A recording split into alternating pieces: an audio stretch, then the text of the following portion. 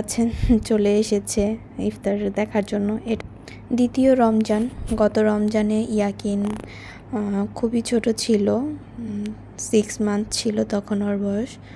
তখন তাকে ঘুম পাড়িয়ে রেখে সব কিছু বা বিছানায় শুয়ে থাকতো, খেলা করতো। আর এখন মাশাল্লাহ গুটি গুটি পায়ে হেঁটে হেঁটে সব কিছু দেখে, ঘুরে। আর একটু পর পর এসে দেখে যায়, মা বলে ডাকে।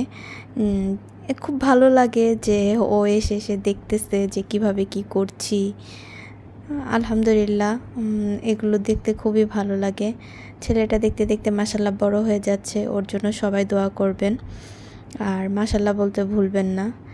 এপাশে আলুর চপ, ডিম চপ, আসলে এইগুলো আমরা সবসময় বাসায় বানানোর ট্রাই করি, কখনো বাইরে থেকে এনে তেমন একটা খাওয়া হয় না, কারণ বাবা মা সবাই বাসারটাই বেশি পছন্দ করে, প্রেফার করে।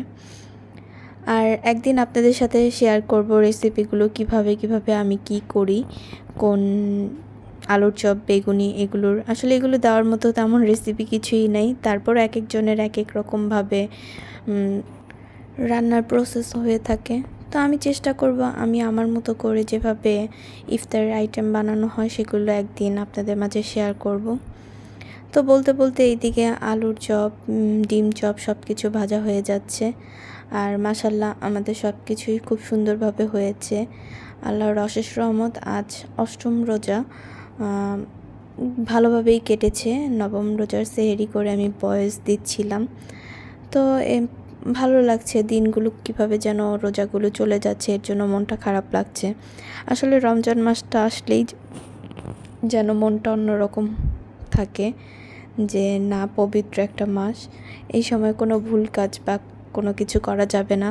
কোনো কিছু যদি কোনো ভুলবশত হতেও যায়, তখন দেখা যায় যে নিজে থেকে মনে হয় যে না, এ মাসে কোনো প্রকার ভুল করা যাবে না।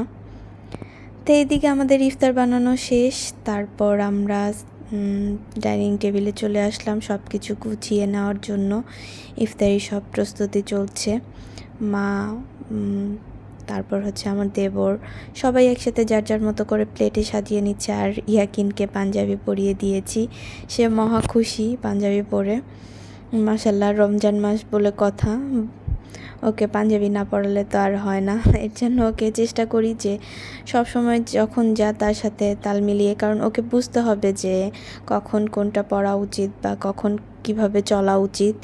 এর জন্য ওকে এখন থেকেই আমি চেষ্টা করি যে যখন আমাদের যেই কালচার আছে সেগুলোর সাথে যাতে মিশে যেতে পারে, পরবর্তীতে যাতে সে কোনো অনীহান বা কোনো কিছু প্রকাশ না করে যে আমি পড়বো না বা কোনো কিছু। আর এদিকে ফ্রুটস কেটে সাইডে রেখে দিয়েছিলাম, কারণ খাবার টেবিলে আসলে সব কিছু নিয়ে বসাটা অনেক, যেহেতু আমরা সবাই মাশাল্লাহ ঘরের সবাই অনেকেই আছি, তো সবার জন্য একটা এক্সট্রা করে প্লেট নিতে নিতে দেখা যায় যে ডাইনিং টেবিলে আর জায়গা থাকে না। তো আলহামদুলিল্লাহ আমাদের ইফতারটা ভালো কেটেছে, খুব সুন্দরভাবে কেটেছে। তারপর রাতের দিকে ইয়াকিনকে নিয়ে আমরা সবাই খুব মজা করছিলাম। এই তো এভাবেই আমাদের আসলে রমজানগুলো কেটে যাচ্ছে। তো আশা করি আপনাদের সবার ভালো লাগবে। আজ এ পর্যন্ত, আল্লাহ হাফেজ।